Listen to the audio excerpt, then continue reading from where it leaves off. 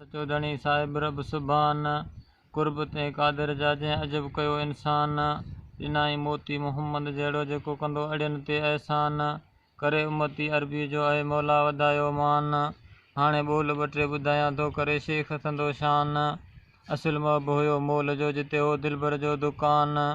मस्जिद हुई उन महले में जिते पढ़ंदा हुआ किरत साण क़ुरान वाइज़ ॿुधंदो वजूद सां दिलबर ॾेई ध्यान उते लॻो झटको जान खे अजीब आंदो ईमान वॾा मेहर मालिक कया थियो मोर मुसलमान पोइ सख़्तियूं आयसि सिर मथां पोइ खटे वियो खान तकलीफ़ूं तरह ॾिनऊं कहिड़ा कयां भूरल संदा बयान सूर ते सजण जा कहिड़ा ज़ाहिर करे ज़बान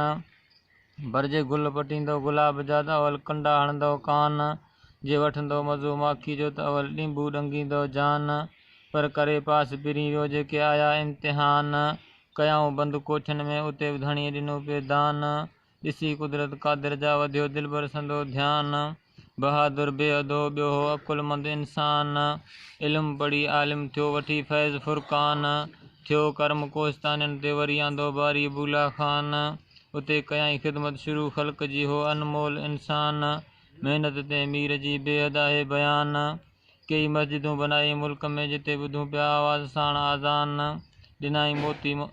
ॾिनाई हाफ़िज़ हेकांदा जेके पढ़ाईंदा फ़र्द ऐं फ़ुरक़ान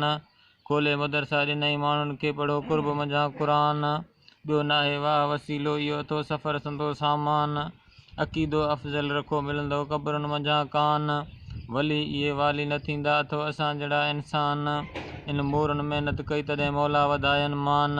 विझी नोड़ी नफ़्स खे जिन मारियो शरारती शैतान ॾिनऊं बा बिदत खे वरितऊं सुनत संदो सामान कयूं इबादत अकेले अलाह जी तॾहिं जन्नती थिया जवान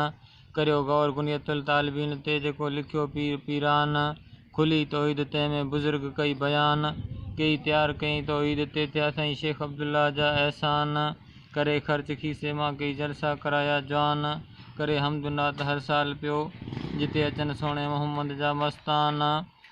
करे सारा सजण जी ॿुधाइनि शौक़ु मंझां शान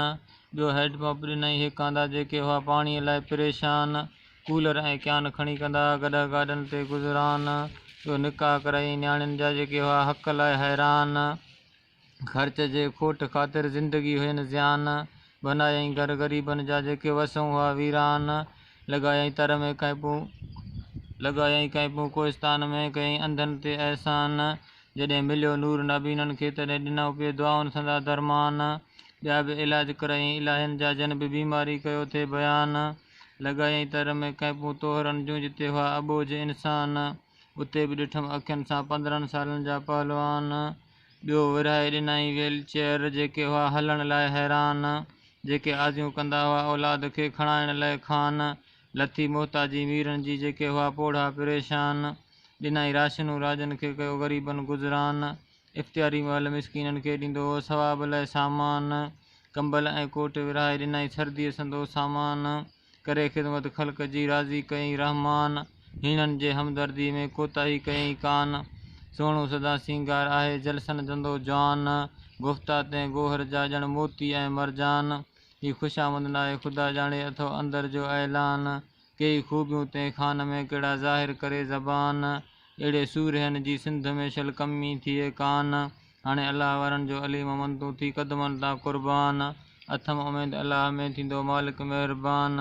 शल राज़ी थी रिंद ते करे अलाह ई अहसान वसाए देस पिरीअ जो जंहिं लाइ आहियां हेकांदे हैरान शल राज़िक करे रवान उन महबूब संदे मुल्क ॾे